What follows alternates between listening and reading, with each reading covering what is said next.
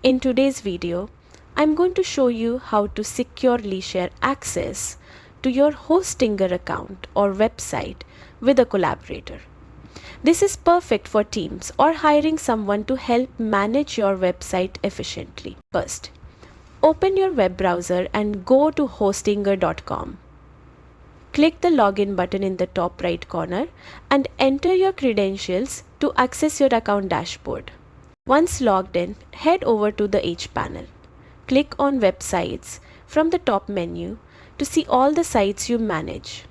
Find the website you want to share and click the Dashboard button next to it. Next, on the left sidebar, scroll down to Account Sharing and click it. This opens the Access Management where you can manage who has access to your site. To add a collaborator, click Grant Access.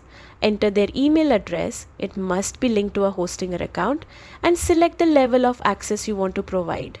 Options range from full website management to limited permissions like email or file management. Once you have selected the appropriate access level, click Submit Invitation.